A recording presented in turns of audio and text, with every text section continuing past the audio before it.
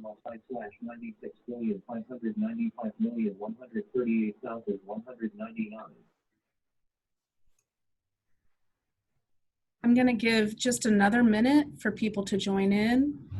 It is 5:31, but we'll usually, because we created a virtual waiting room, just give everybody a minute so that we can have as many people in attendance that are wanting to join. Yeah, I don't know. Oh, okay.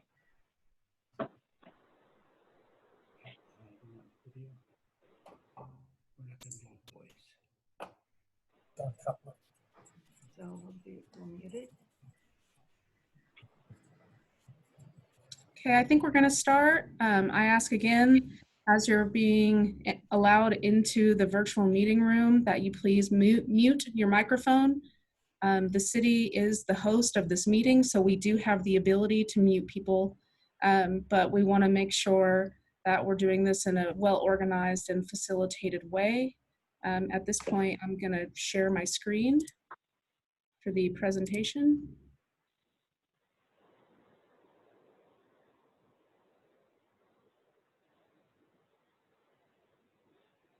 So just to start, we're going to do some brief introductions. I'm Leah Morris. I am the Treatment Division Manager for the Municipal Services and Operations Department. Also represented on this meeting is Sandra Day, a planner for the City of Lawrence, as well as Andrew Hansen, who will be my co-presenter, and he is representing Black & Veatch, our engineering consultant for this project. Just real quick on the Zoom rules, we ask that people keep themselves on mute. The city will mute if necessary because, again, these background noises are a little bit distracting. If you have a question, we have that spot at the end of our presentation, so please save it until the end. We ask, in terms of those questions, we ask that you submit it in the chat function and that it be chat to everyone so that everybody can see the questions that are being asked. This will reduce some redundancy in the questions that are asked. And the people that are actually calling in and listening to this meeting, after we get through the chat questions, we will then ask for your questions, and at that point, you will unmute yourself or we will unmute you. That being said, I really appreciate everybody attending this virtual meeting.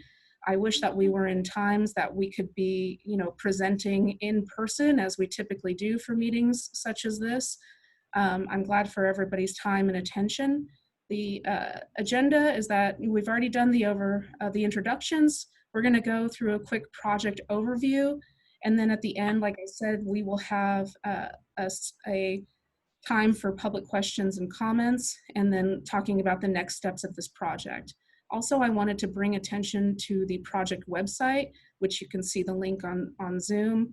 But if you can't hear it, it's essentially lawrence.ks.org/MSO/Stratford-Tower/. If you have any questions or concerns, you probably have my contact information, and you can email me that at that point, and I can send you the direct link to that. So moving on, the existing tank is a 500,000 gallon tank, which was constructed in 1954. This tank serves our West Hills service area, which is our high pressure zone, and I'll get into that a little bit more on the next slide. It is 132 feet tall, and it does host Douglas County Emergency Services, as well as 3 cellular providers. The tank is a multi-leg tank that is all painted steel, and it was previously encapsulated for the original lead-based coatings. Some operational considerations. The map that I'm showing in this presentation shows you the pumps and or tanks that serve the West Hills service area. One of the things to note about the Stratford tank is that it gets probably the highest turnover in terms of our towers and tanks within the city. It's a very high demand. We utilize it a lot to provide both fire protection and the level of service for high demand times, especially in the summer. I'm going to now turn the presentation over to Andrew to continue to discuss the project overview. I don't. Thanks, Leah. Some other operational considerations to give you an appreciation of the importance of Stratford.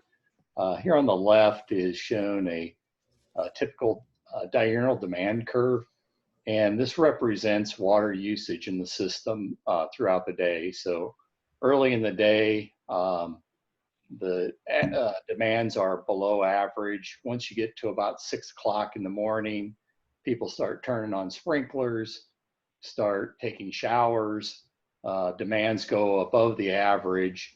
And if you're a mathematician, you could integrate between that curved line and the average line, and that helps you understand how much water is necessary to provide that service. And Stratford is the shock absorber, so to speak, that provides that service during those periods of high usage. Leah had mentioned there's 2 other tanks in the zone. Here on the right side of the figure is shown a computer simulation of the model for the Lawrence distribution system. And it shows the Stone Ridge, the 6th Street tank up at 6th and Castle, as well as the new Stratford tank, and how they work together. So each one kind of serves, I guess I'd say regionally in the zone or the area that it's in, but they also fluctuate together. Next slide, please.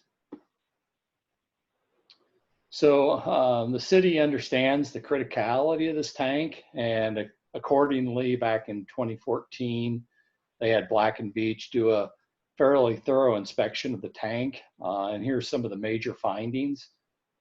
Our field investigations determined that there's some major structural and coating repairs needed. You can see here in the photo on the left, some of the coatings near the base of the tank where it's deteriorated and it's literally eating into the steel of the tank.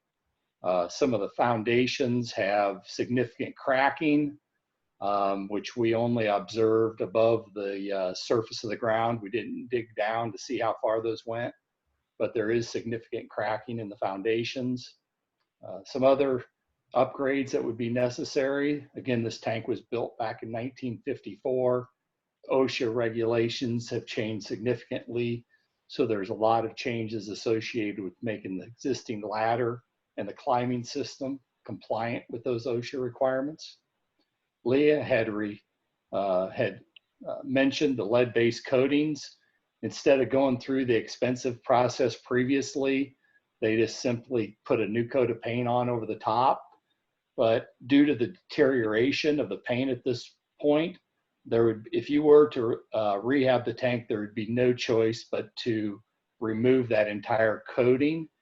That's very problematic due to the lead-based particles in it and the amount of encapsulation that would be required during that removal process. It'd be very expensive to do. So when we looked at a comparison of rehabbing the tank, we did a net present value of what it would cost to repair the tank in comparison to building a new tank.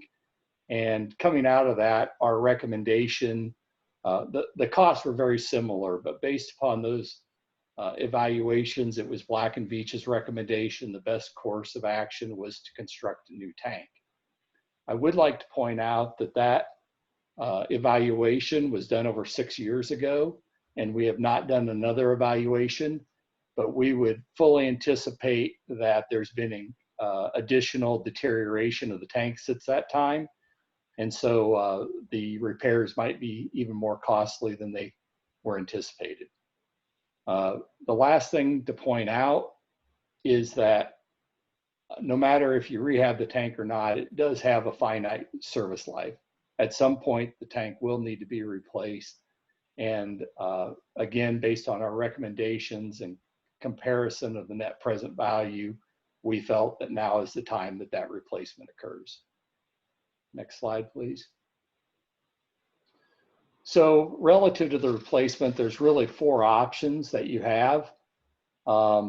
There's a multi-column tank shown on the top left picture. That's the existing Stratford tank. On the top right, there's what's called a hydrosphere. There's a couple of those in the Lawrence system. The bottom left tank is called a composite tank. It has a concrete pedestal and a steel tank to hold the water at the top. The bottom right is called a hydro pillar. It's very similar to the composite, but the pedestal itself is steel holding up a steel bowl. So that's the four options in the size range, the tank size range the city's looking at. The factors that we looked at for our evaluation, first and foremost, is capital cost. The tanks on the top two tanks shown in the pictures are typically cheaper to build than the bottom two because they have less materials, less concrete, less steel. So their capital cost is usually less. But in order to provide a good recommendation, you need to look at the net present value. Specifically, the composite tank in the bottom left has much less surface to paint.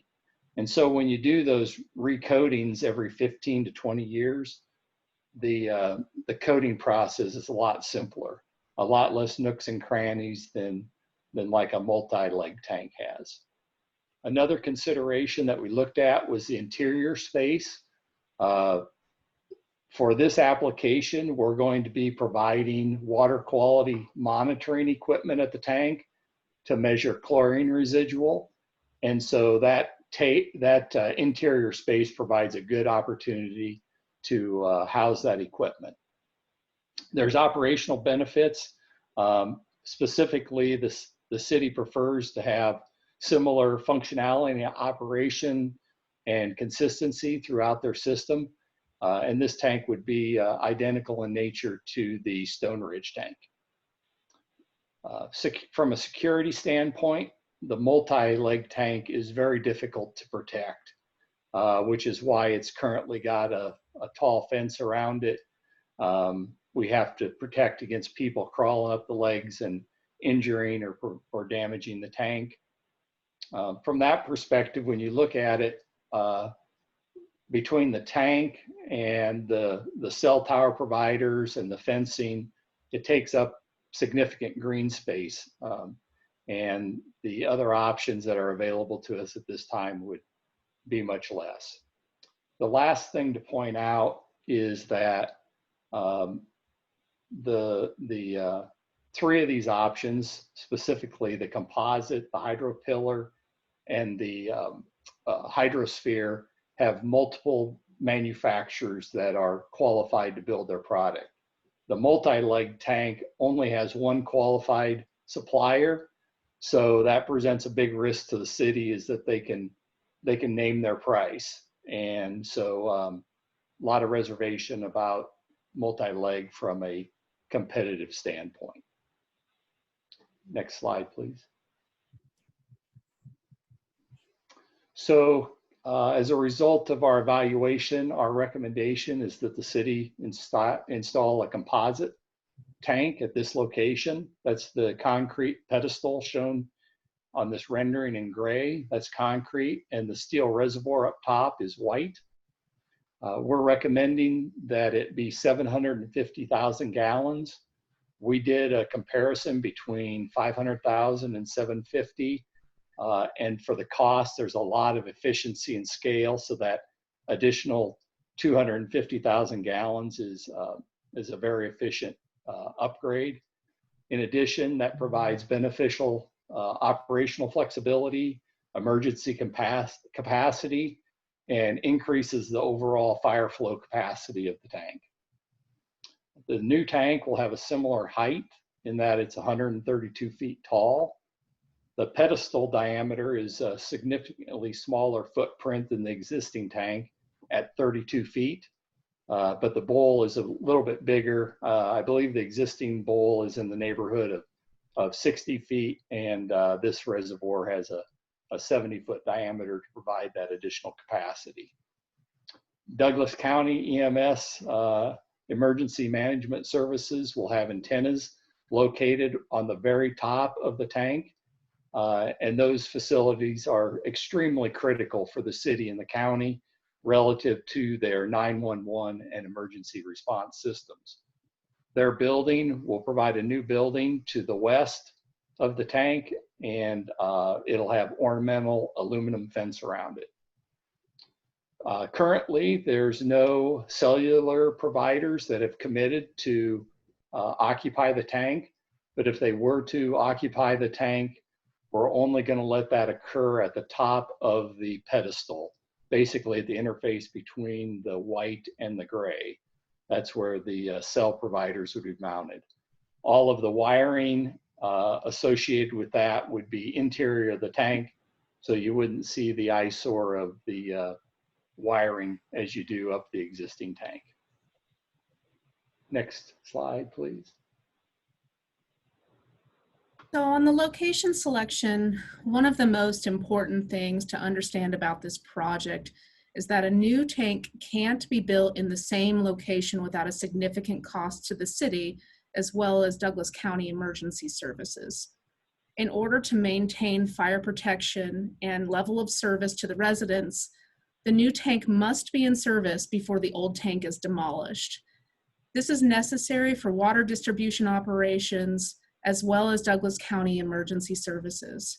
Our county and city emergency and non-emergency communications radio network, as well as the 911 services network, is covered by that tower.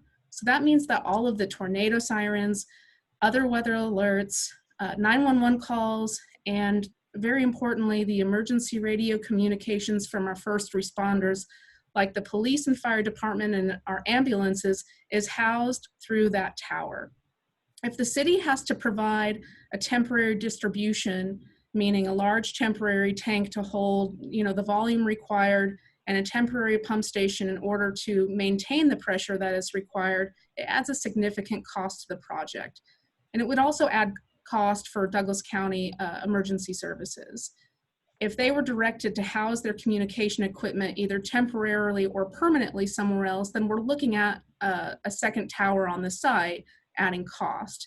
And from the city standpoint, the additional cost that we're looking at is essentially kind of broken out into two major things. One is the required volume that we would have to have on site, which is 500,000 gallons, which is what the tank is now. In order to provide that and prep the site for that temporary volume, it would be about $325,000. And then the additional pumping capacity comes in, because if it's not located at the elevation that it is currently, then we then have to provide that pressure by pumping. So that pumping is estimated at about $630,000 for the duration of the construction. So when you total those together, we're already over $950,000, close to $1 million, of a project budget that's currently at $3.8 million. So that adds a significant cost to the city that isn't financially beneficial for anybody. So when we look at the new possible sites within the park area, we selected a site based off of a number of different staff meetings to discuss the impact, and in order to prepare enough documentation to submit for the special use permit and move forward on the project. So some of the considerations that we discussed were the access to the tower, as well as the emergency management facility building, and then the geotechnical analysis of the site, meaning the soil conditions. And we looked at the existing utilities to support the new tower, such as the water lines, the fiber, the sanitary sewer, the storm sewer, as well as the electricity. And understanding all of those components together gave us the best site to select for the new tower, which is in that northeast quadrant that we're showing. Some other improvements as part of the project would be new sidewalks along the north as well as along the west. For those of you that have walked the sidewalk on the west side, some of the trees and such have heaved the concrete, so it needs replacement.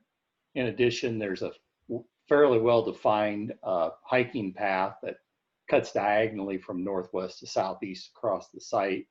So Parks has indicated they would like that paved as well with a concrete sidewalk. Shown here in the bottom left corner of the map is a future park master plan area. Again, that's an area where the Parks Department is planning to do some future work. There's water lines that our old cast iron and transite water lines along the north and west side of the site, rather than waiting for them to reach full deterioration, which they're fairly well aged right now, but rather than coming back in 5 years and disturbing the park again, we're proposing to replace those all at this time with new piping to limit future interruptions. I had mentioned before about green space. When you look at the existing site plan, almost the entire northwest quadrant of the site is enclosed within that existing fence, the buildings for the cell service providers and the tank itself. If you look at the footprint of the new tank and the fencing of the EMS building, we have a significant increase in green space as a result of this project after the new tank's built and the existing tank is tore down and that area restored. The last major improvement on site is that there's going to be sewer line. I had mentioned providing water quality analyzers in the new tank. So we need a sanitary line to get that over to the sewer. So that'll extend to the northwest from the tank and then north along a couple properties to get to the nearest manhole. Next slide, please. As part of the work, the city asked that we look at potential shadowing from the project. On the left is the existing shadow path, and then on the right is what we would anticipate for the new tank. So it's going to be essentially the same area, but just shift a little bit to the east. So folks on the north will see generally the same shadowing they see now.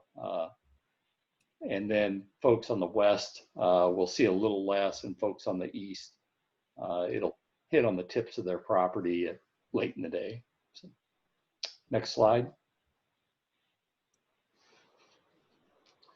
So relative to execution of the project, we're looking to advertise in October of 2020, receive bids in November of 2020, with the anticipation of giving a contractor notice to proceed January 1st of 2021. It'll take approximately a year to build the tank, but the very last step in construction of the tank is the coating process, and that will be getting pushed into the fall of the year. The last thing that we want to do is compromise the quality of that painting system. It is one of the most critical aspects. So we're proposing to allow the contractor through May of 2022 so that he can come back and finish that coating in the spring of 2022. Once the new tank is in service, we'll demolish the existing tank, and tentative schedule for that would be June of 2022.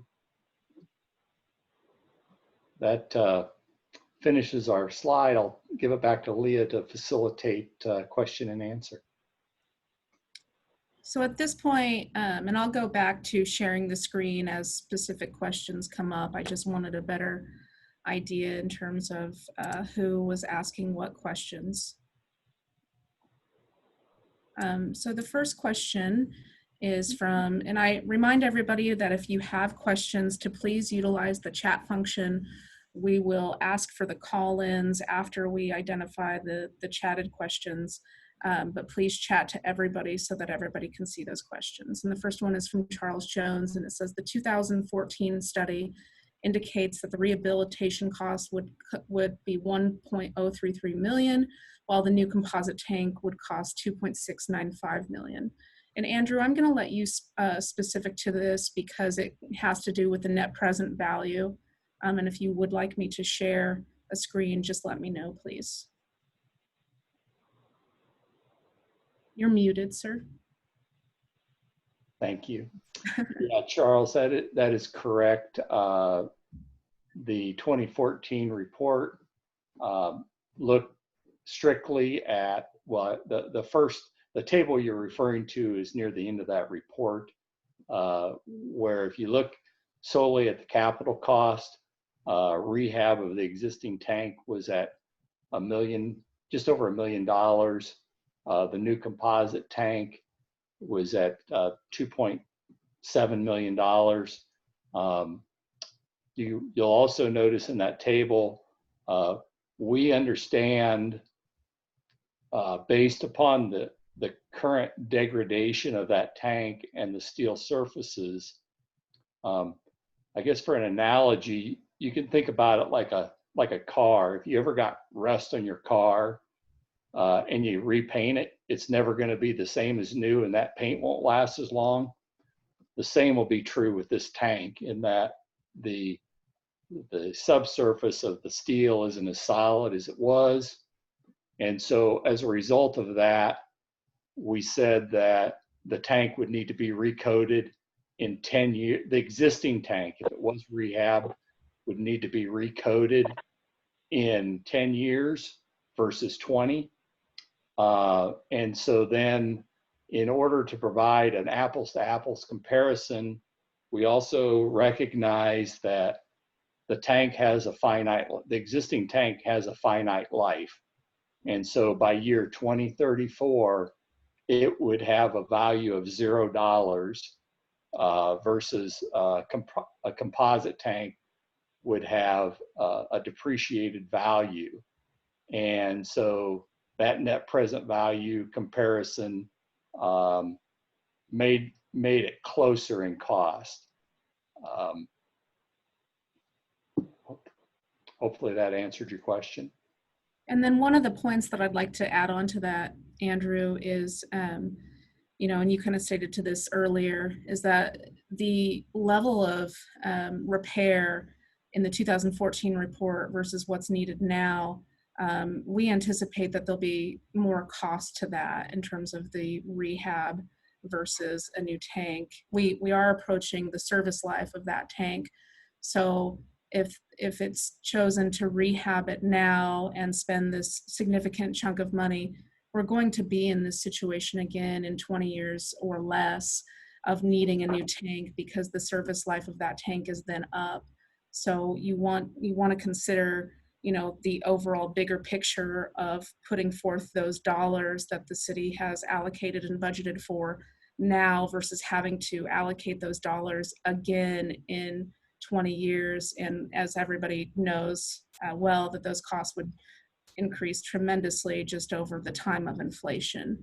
And I apologize, I didn't see the first message. The other first message was from Charles Jones again, saying the city has released a lot of new information over the past week, and there's new information tonight. Can you give us more time to evaluate? So on that note, the Planning Commission meeting has been moved to the August date. They will be re-advertising and putting those public notices. I'm still awaiting confirmation if it's going to be August 24th or 26th, Sandy. I'm sorry if that date has, you know, been decided, but it will be on the new public notices. So that does give more time in terms of the evaluation of this data. And that's where that website is going to, you know, play a significant role, because we are, you know, putting pretty much everything on that website for public review. Moving on in the questions. Lynn Segerbrick, the information in the study released indicated that the repair of the current tower would be a savings of over $200,000 as opposed to the other options. Lynn, I believe that we kind of covered that in the previous question from Steve Channel. And I'm sorry if I'm mispronouncing names. Bear with me in this. I'm trying to make sure that I get everybody in here. Why is the city proceeding without knowing the other 3 cell services providers to maintain their services? So the city is independent of those cellular services. We're not a shared utility. We have extensively reached out and made contact with the cellular providers and haven't gotten a commitment one way or the other. We do have to move forward, and that's why we're moving forward in the sense that we're giving them the option to co-locate on that tower, because that's in everybody's best interest. If at any point the cellular providers determine that they want to propose a secondary tower there or anybody else, the planning process is the same for them as well. they, they have to propose that and get, the permits required for that. And that's kind of independent of city services. We're making our best effort in order to communicate with them to try and make a commitment one way or the other. But ultimately, we're in the position that the city needs to move forward with this project. And we can't really wait on them to decide one way or the other. And we hope that, by proceeding with the project, that they'll make that commitment at any point. Moving on. If the new tank has a greater diameter than the existing one, how come it casts a similar shadow? So Todd, I'm not an expert on that. I'll let Andrew kind of answer that question. Well, I believe that when we did that rendering, they were both the 500,000 gallon tanks. So that's correct. If the cities proceed with the 750,000 gallon tank, the shadow would be slightly larger, but I wouldn't anticipate. It's not like the shadow is going to grow by 50%. It's going to grow by maybe 10%. And then if a monopole is what may be proposed, it was noted being located in the northwest corner and would essentially have the same number of equipment buildings. If not, they go on the new tower. The site plan fails to accurately show the locations, the fence around them, and the cable tray from the base of the tower. Why isn't this being sorted out before the project moves forward? So with that, Steve, in the plan view that we showed, and I can share my screen on that just in a minute, we're showing future locations for cellular buildings if that's the way that they choose to go. If they propose a monopole, that proposal is based off of them and what they want. But I think that the city, recognizing that, we're trying to make something aesthetically pleasing and uniform, which is very different than what's there currently, I think that there would be just reason for them to either have to locate on the tower or put buildings kind of in line where we're showing the Douglas County emergency services. And let me share my screen again so that you guys can see that. And this is Sandy Day. I would add to what Leah is saying about the cellular communication providers, that we have been communicating with them for a number of years as they do various upgrades to antenna, that this water tank has been planned to be either renovated or replaced, knowing that they may have to move or relocate. All of the communication carriers previously have said, what is the city's plan so that we can plan our infrastructure?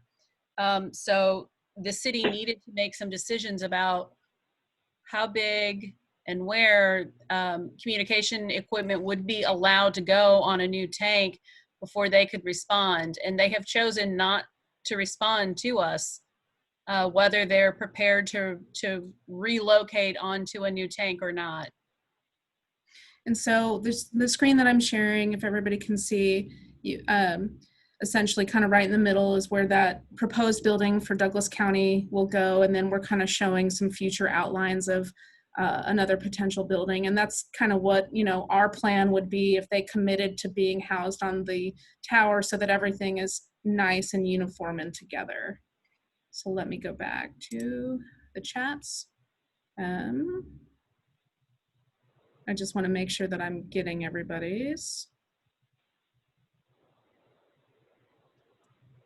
Okay, so I'm on Carolyn Bennett's. Are there any realistic scenarios which fencing would be required around a new tower? So at this time, Carolyn, we're showing fencing around the Douglas County Emergency Management Building. That is a requirement via their permit in order to house their infrastructure. Around the tower, we don't have a plan to fence around the tower at this time. The only way that I could really see proposed at this time that would happen is if we received like significant vandalism or any kind of potential threat to that infrastructure.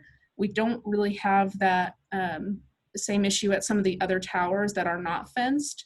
And we do camera all of, the sites in terms of looking at the access to that so that we understand who is entering that property and not.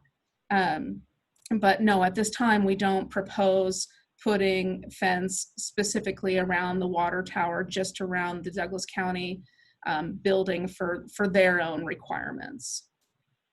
And Kurt, there was fencing on that rendering. That rendering can be found on the website, and you can get a closer look at that. Charles Jones, since the cell providers may end up using the tower and need buildings, why aren't those shown in the rendering? Again, I really want to make sure that we're showing everything that has been decided.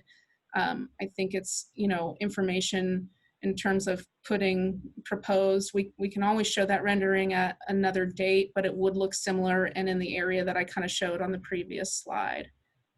I don't see an increase in vegetation screen to the north and west. Thank you. So we do have a master tree plan located on the website. As every development in the city goes, we have to follow that tree plan. We will be putting additional trees, along the perimeter of the property, to facilitate that tree plan and those requirements.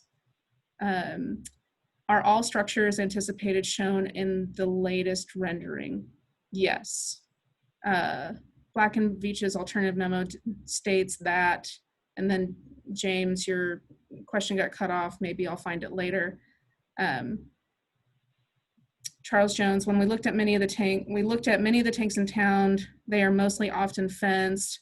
Why are you confident that fencing won't be required at this site? So they're fenced in terms of what other, property owners want or don't want, or what the city, needed at that time.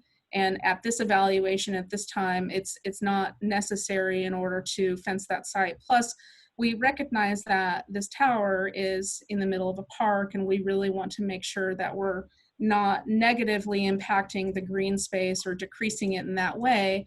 So by not, making the fencing around the tower mandatory, then we're, giving the most possible green space that we can. The shadow map is very misleading. Sun path, time of year, time of day. Path from sunrise to sunset will be substantially different from the summer to the winter. Please update to show current and proposed. And Andrew, I'm going to let you kind of chime in on that one, as well, as I'm not a shadow study expert, unfortunately. Well, that's not my forte either, but what I've been told by our folks that do that is that it's based on the spring and fall solstice, and between I believe 8 a.m. and 5 p.m. And part of the reason to do that, and they looked as close as they could on any aerials, if we were blocking anyone's solar panels, and we didn't see anything that we would be blocking, to do every range of shadow study and the impact associated with that really was outside the scope of what we were looking at. We're looking at what happens a majority of the time during the day. And, during the summer, during the major part of the summer, the shadows won't cast that far north. During the winter, when the sun's further to the horizon to the south, they'll probably stretch out a little bit more. But again, we picked that spring fall between 8 and 5 p.m. time frame, and that's the basis for those shadows. Beyond that, I mean, relative to shadows, for example, along the north part of the park, the trees probably cast as much shadow or cover more area than the tank will. So the interaction between those, it seemed it was beyond the scope of what we were doing. Carolyn Bennett asks, Andrew, you mentioned that the renderings did not include the larger tank size. Can an updated rendering please be made to the community? Carolyn, just to be specific on that, it wasn't the rendering that wasn't available, that was the shadow study. and Andrew can update that shadow study and we can provide that on the website. Kurt asked, does the project include a budget for Parks and Rec? Will mature trees be removed? Kirk, at this time, it does not include a budget for Parks and Rec besides what the improvements that we're showing on the plan view, including the sidewalk and the mature tree or in the trees. And in terms of your question about will the mature trees be removed, a few of them will, but we'll be planting back, quite a few. And on the website, you can see the plan view that shows which trees will be specifically removed and then what will be put back in their place. Yeah, Leah, I think the trees that we were removing were all pretty small trees along the east side of the park. The larger trees to the north are not anticipated to be. That pushed us just a little further south to stay away from those. Right, and that was my understanding as well. What are the reasons for not locating the new tower immediately to the south of the existing tower? So when we evaluated that, again, we didn't want to negatively impact, that little play area.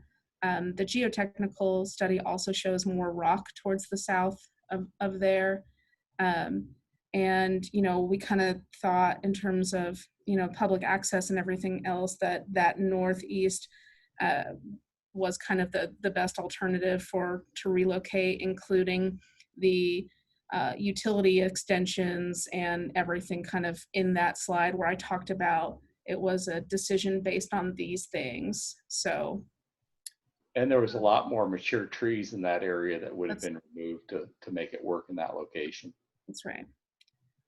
James, your question, Black and Beach's tank alternatives, it got cut off again, so I'm not really sure what happened there. If nothing else at the end, James, I can ask you to repeat your questions.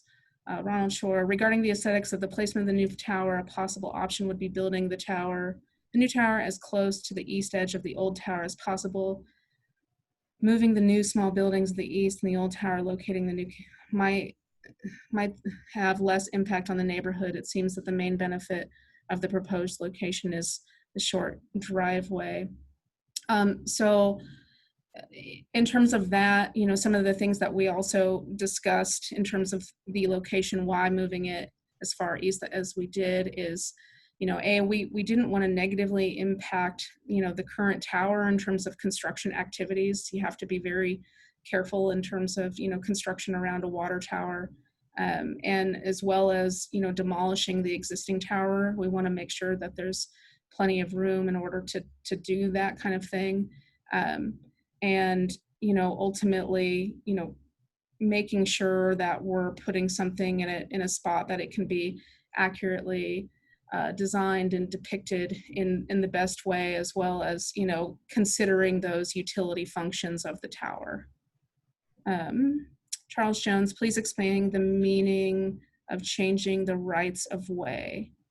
I'm not really sure. Andrew, do you know what he's referring to on there? Okay, I'm not really sure, Charles, what you're referring to. There wouldn't, sorry, go ahead. This is Sandy Day, and I may be able to speak to that. In the letter that advertises the preliminary plat, we refer to a variance for the reduced right-of-way of Stratford. And this is a technical requirement of the subdivision regulations for local streets to have a 60-foot wide right-of-way. Well, Stratford Road today does not meet that design standard. It's not how it was constructed back in the 50s. And so it does not meet the current subdivision regulation design standard. And what that means is that we would have to do a variance through the subdivision regulations to deliberately allow the street to have that narrower right-of-way width. We did check with the city engineer. There's no plans to widen the street. So the street profile stays the same. This is a technical requirement of the subdivision, and that's why it was included in that description of the project for the preliminary plat. So I think that may be what is being referenced. Okay, thank you, Sandy. Regina Krause asked, would an in-kind replacement of the existing tank be worth considering? a 500,000 gallon multi-lake tower, it sounds like the capacity is sufficient and maybe its lower cost could offset a temporary tank, enabling rebuilding near the existing location. Not the most efficient scenario, but perhaps a balance of the meeting the city's needs and the neighborhood's concerns. So Regina, on that, we kind of addressed the fact that there's only one qualified bidder for those type of tanks. And so, yes, they gave, an original estimated cost of the dollars that was presented in the tank alternative study. However, it puts the city at risk in terms of when we actually get contracted bids to have one sole bid for that. It kind of goes against how the city wants to conduct capital improvements. We want a competitive bidding process. Plus, like, having that multi-leg tower and the access to it and everything else, it creates some concerns in terms of, at that point, we would have to then fence. And again, it would take up significantly more green space than what we're showing. Therefore, we kind of view that as a negative impact to the park. And the city kind of sees some benefit into being able to have that green space back, as well as having the benefit of being able to utilize the pedestal both for, putting up the cellular and Douglas County emergency management antenna, kind of located inside the tank so you don't have that negative eyesore. Plus, the access, it creates access on the inside of the tank rather than the outside of the tank. That's a safety concern. It should be for the public as well as the city.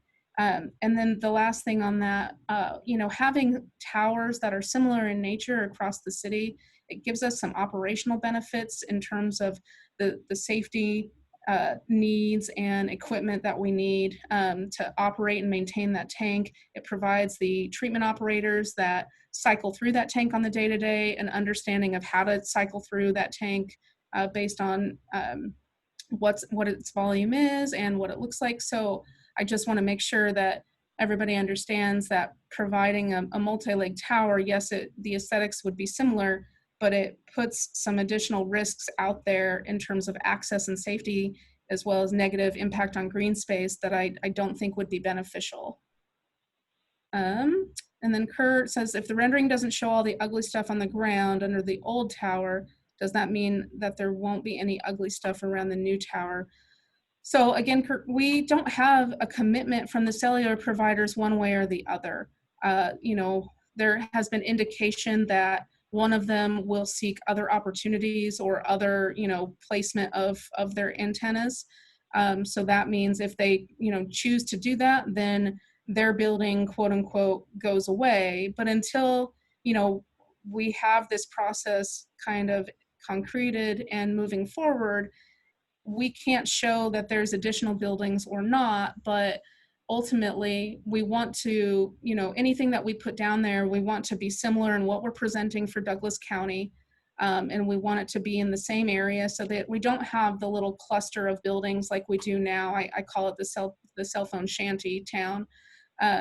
And so that it's in a well-organized fashion and that we're meeting the needs, of the residents as well as preserving as much green space as we can.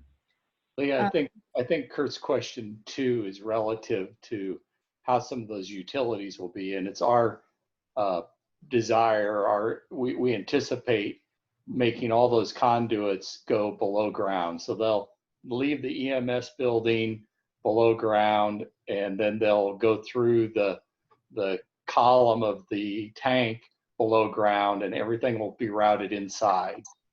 So it will eliminate a lot of that ugly stuff. Carolyn asks if the baseball diamond will be retained. So the sidewalk that we're currently showing through that area, that was upon recognizing that area is utilized for a path for students. It was kind of commented by Parks and Rec that sidewalk looked like that and be in that way. So it doesn't show retaining the field. And I think that the Parks and Rec department would kind of have to be the decision factor on that. But what we're showing currently is a sidewalk path through that area. Charles Jones, please explain your findings on the property value impacts. Charles, I didn't state that we had any findings on the property value impacts. And Andrew or Sandy, I don't know that we really have that, you know, in terms of the any kind of degrades on the value. I wouldn't anticipate any, and that's what's kind of been shared, you know, in terms of speaking with appraisers and anything like that. But no one really signs off on that in terms of looking at the value as a property both increase or decrease. So I can't really speak to that on a technical level. Why was the area south of the existing not taken seriously considered in lieu of the site in the northeast quadrant of the park? That would be far less intrusive if the rehab of the existing tower is not the option that the city pursues. South of the existing fence would be much, much, much better along the east side. Steve, I feel like we identified that in terms of our conversations.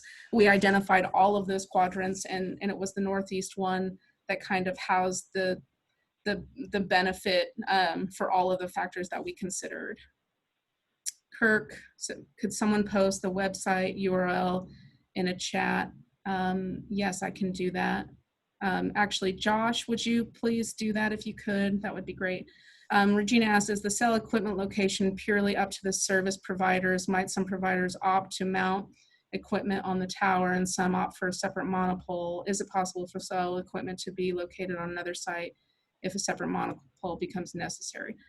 So Regina, yes, it is, you know, up to the service providers, but just like the Planning Commission and the City Commission weigh in on this project, they would also weigh in on that in terms of, you know, allowing that permit or not, in terms of if they were to propose a separate monopole. I can't speak to their preference. You know, they are very much independent of the city. But yes, I would assume that some could choose to locate on the tower, then others could pursue something else, regardless if that's another a monopole within that site or somewhere else. Charles, thank you for posting that website, as well as Carolyn. Is the slide deck on the website now? No, but it will be, as well as the recording of this meeting. We've been recording it and having that available so that people can view it. And then look at the SUP reproperty application reproperty values. I can do that, Charles, but I'm not really sure what you're referring to. We wouldn't anticipate any kind of negative property values in terms of what this project is proposing. Carolyn asked, why does the new water tower need to be accessed from Sunset? Can it not be accessed from the north sidewalk? So Carolyn, typically we don't encourage shared use paths and driveways to be concurrent, you know, because we don't want to cut off pedestrian access from any kind of city vehicles. Plus, if you understand what kind of equipment and everything goes into the base of those towers, we kind of need immediate access from that, and that north sidewalk, we would end up having to kind of turn south and go south anyway. So at that point, it just kind of makes sense, you know, to do a curb cut without, you know, impacting that shared use path or sidewalk. The families who built 3 homes that are most impacted by the proposed location were guaranteed by the city in the mid-50s that the water tower would stay in its present location and the park would be preserved in perpetuity. Is this being considered at all? I've spoken to the realtors and there is unquestionably severe impact to my home. My picture window will look right at the structure and my front sidewalk will lead directly to the access. I believe it is time to look fairly at the depreciation of the 3 properties that have existed for 60 years. So Lynn, so again, I wasn't obviously, in that property area in the 1950s when something was promised. It hasn't been provided to me in terms of documentation of any kind of agreement between the city and those property owners to preserve the location of that tower. In conversations and evaluations of the properties, I'm not a real estate expert, I'm not an appraiser, and ultimately it's not really my technical expertise to comment on an appreciation versus a depreciation on the property.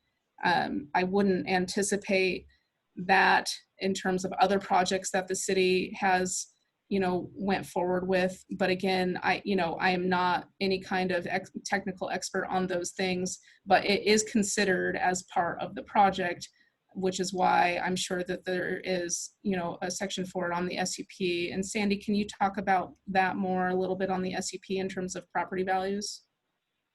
There is a general question in the findings of fact as part of the staff report for the special use permit that asks the question about the impact of a project and any detrimental impacts of the project to surrounding property owners as a result if it is approved.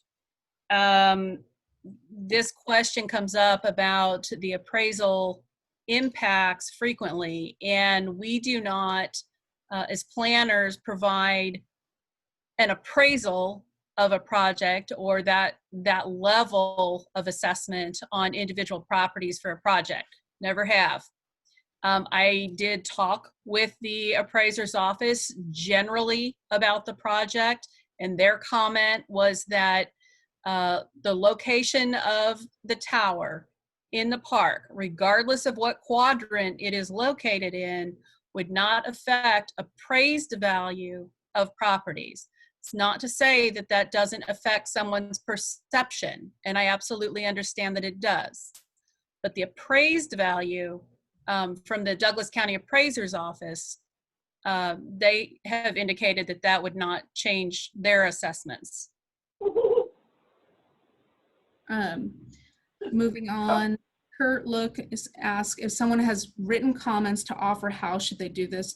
Kurt, I encourage you to email the planning department, which is planningemail@lawrenceks.org.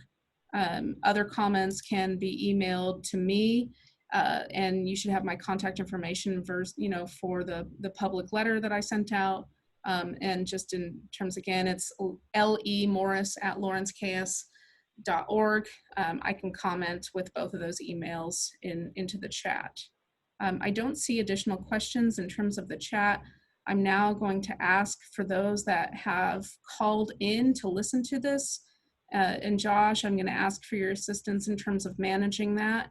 If people have questions, if they could speak up and then kind of state that their name first and foremost so that we can recognize multiple questions, and then Josh Carson will manage that for me.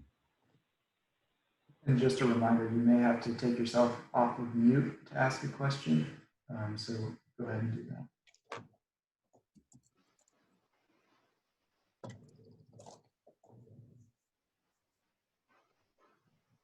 I'm not hearing anybody, but I'll give everybody a moment.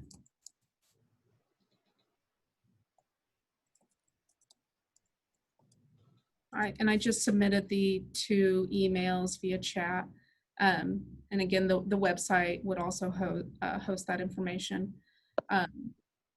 One thing I want to say is all the correspondence that's been coming in to the planning department's email, I definitely am paying attention to that. And a lot of, the points that we presented tonight are based off of that communication. I really appreciate everybody, communicating their concerns about this project to us.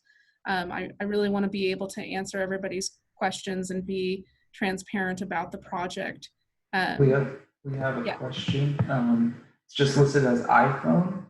If you want to go ahead and ask that. I raised my hand. Is that how you wanted to do it?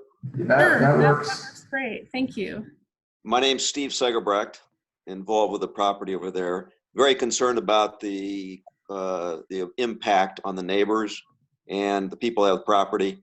All those individuals that face the property, having the tower closer to their property and looking right at it is problematic. Where the water tower is now, the homes are adjacent, but they don't look right directly at the water tower. I understand all your reasons for locating the tower where you're proposing it be located, And I understand the rationale between reason for the composite construction as opposed to redoing the current water tower.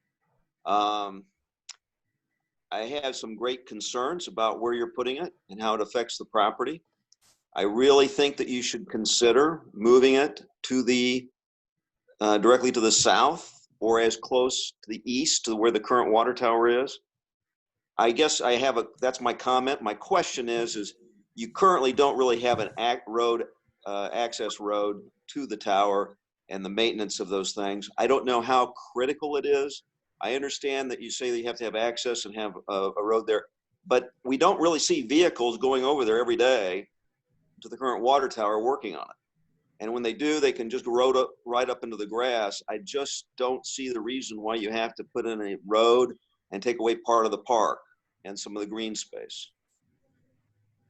And to comment to that, there's going to be some equipment located in the base of that tower, additional analyzers for water quality, as well as, potential storage equipment for other things, such as, if Parks and Rec wanted to house any kind of equipment in there, and we host other things like trailers and pumps and things in those kind of garage facilities.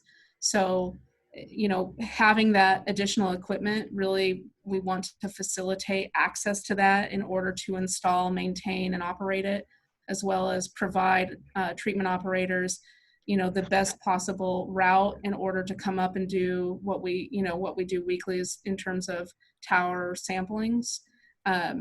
And honestly, in terms of the operational function of that tower, that has been a problem for not only the city, but the cellular providers as well. It's preferred that we have access to, that property and that, potential tower base, so that, we can operate in an expedited fashion and not have to take up, street parking or, parking on the lawn or anything like that. So we want to make sure that we're giving city workers the access that they need. And there's been another question from Lynn Sagerbrick: why was Quarry Park not followed up or as an alternative site? So Lynn, Quarry Park is actually about 50 feet lower in elevation than the Water Tower Park, sorry. So, and the estimate came back as an additional $5,000 per linear foot vertically if we had to add an additional 50 feet onto the tower. So again, that's $250,000 really quickly in terms of a higher tower, and that would put the tower height as 182 feet, which is pretty extensive. So it's not considered at this time, and that's based on the operational difference, as well as there's not the existing utilities to support a tower in that way. So there would have to be additional costs in terms of the fiber and the water lines and all of those other support utilities that the tower needs to function. Can I respond, please? I don't believe that there is another water tower in the city of Lawrence that is directly across the street from a home that is 64 years old. I think that there is the need for the leaders of our city to respect historically homes that have been in existence, as long as the three that are most impacted by this new location have been there. We are so protective of areas like the Neighborhood like Old West Lawrence. But the irony of this is that West Hills is also a historical area in Lawrence. This was the west boundary of town. This was the new frontier in 1955. When my father chose to build his home, the one that I own now that will look directly onto the tower from our picture living room window that he designed to look at, for instance, south of me, and for the house that is adjacent to the park on the north. I don't understand why the city is willing to completely disregard these historical mid-century homes in terms of violating the views that the city guaranteed to the purchasers of the lots before the homes were built without researching any of that. If the tower were to be relocated south of the current one, then there would be no imposition upon any homes and upon families' use of the park, which is the most important concern that I have. As I wrote in my letter to you, Leah, and to all of the people that are on this commission and everyone who's on the website. I grew up in that home, so from the time of my childhood in the late 50s on, through my father's and mother's living there, after my mother's death, through my father's living there, then through my son's living there, I can attest to the fact that this park is better used than most of the parks in Lawrence.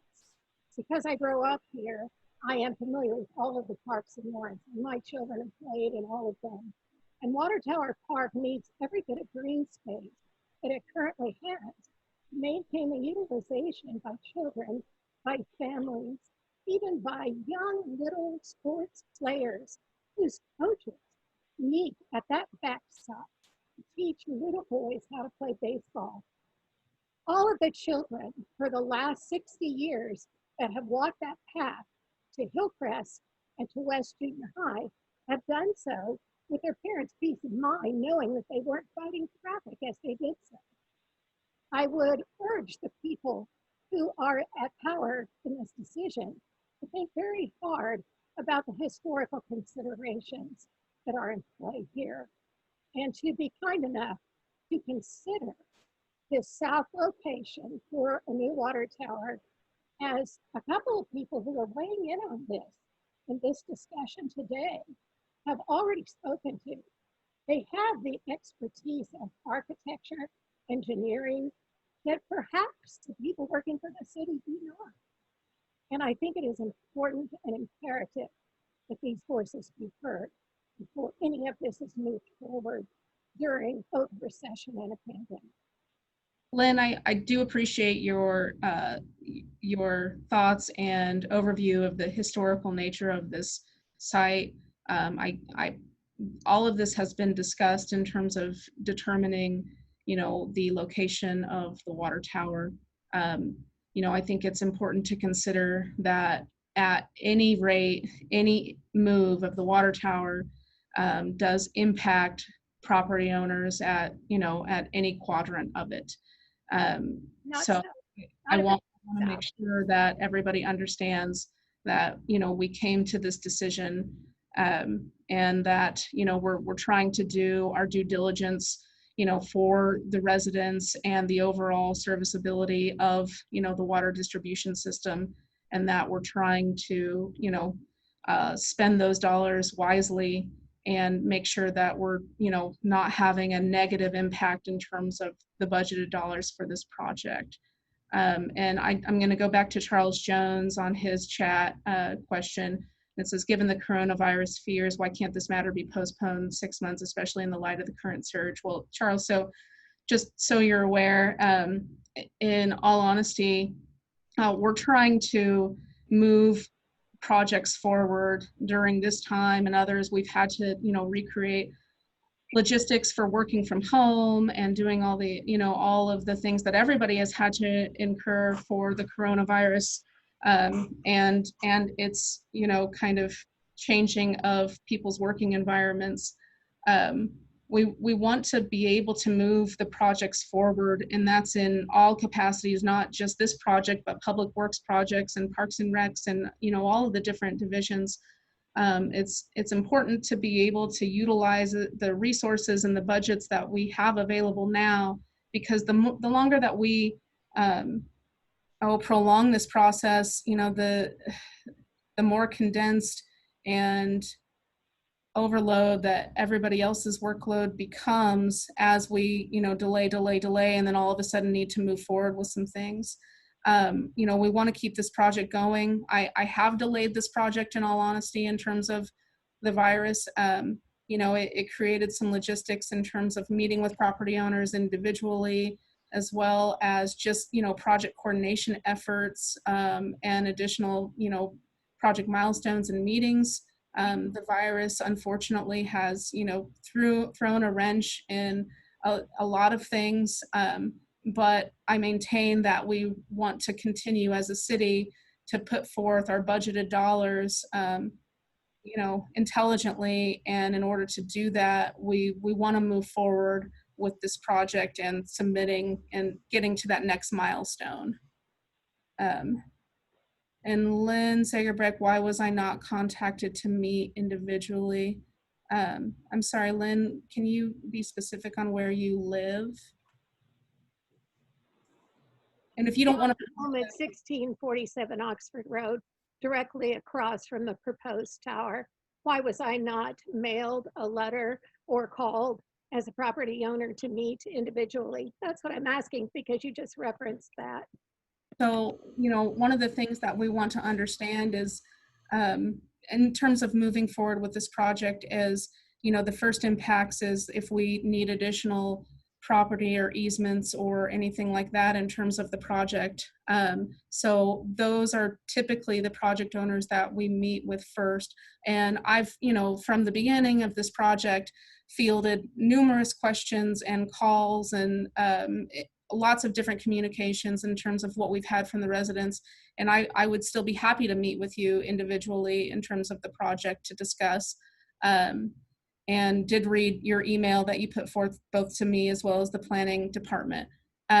We want to make sure that people have this opportunity in terms of the public meeting to voice these concerns, and that's what we're essentially doing now.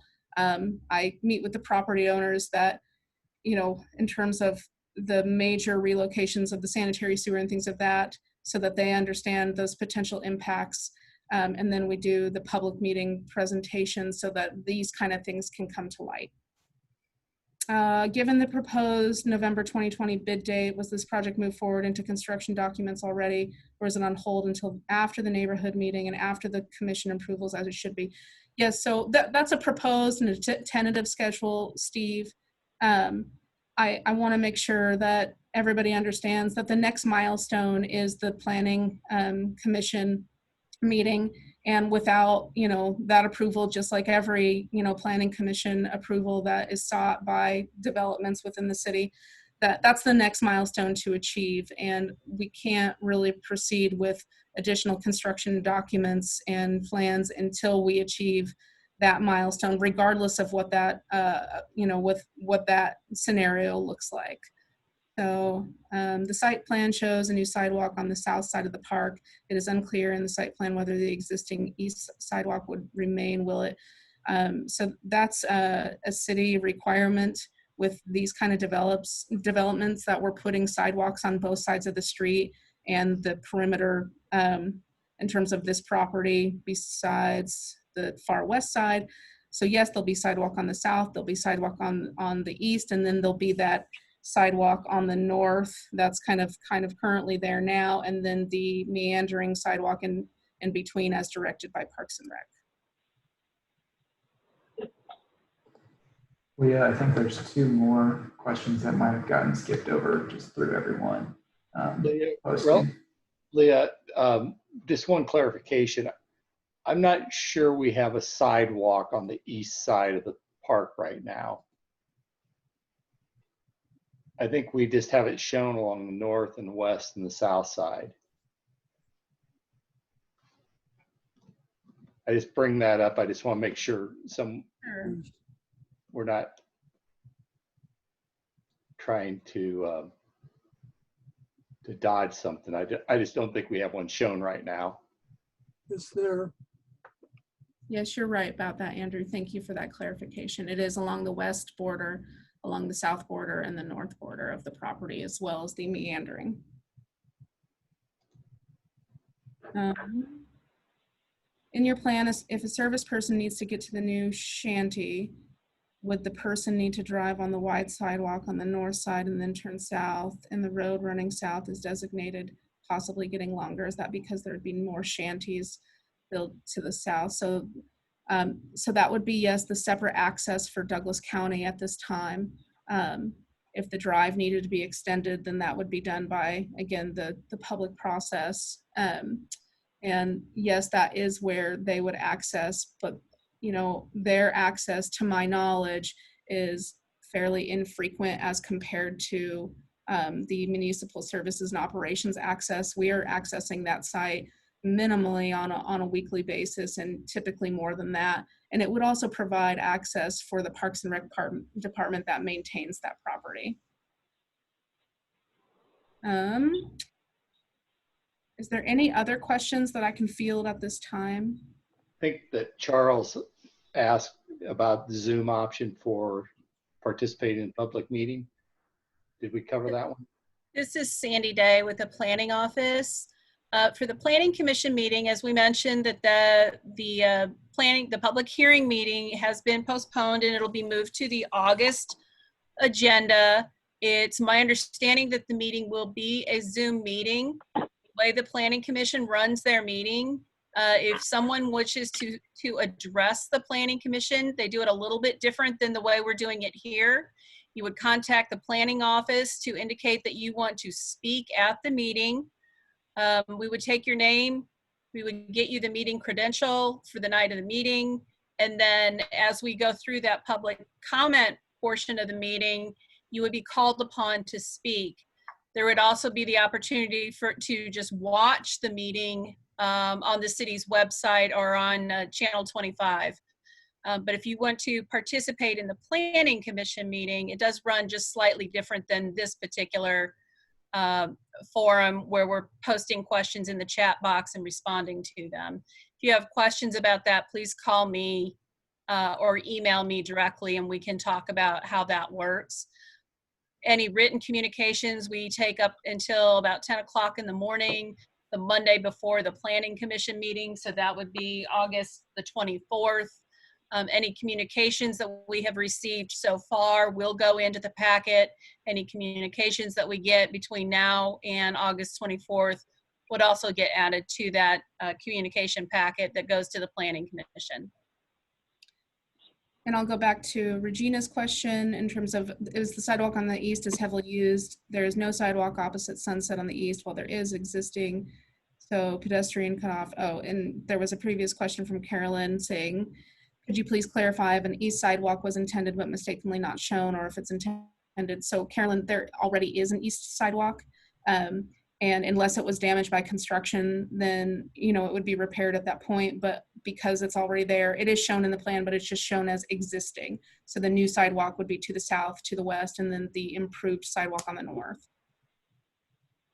So we wouldn't be taking away any sidewalk in terms of that area. We would only be adding new.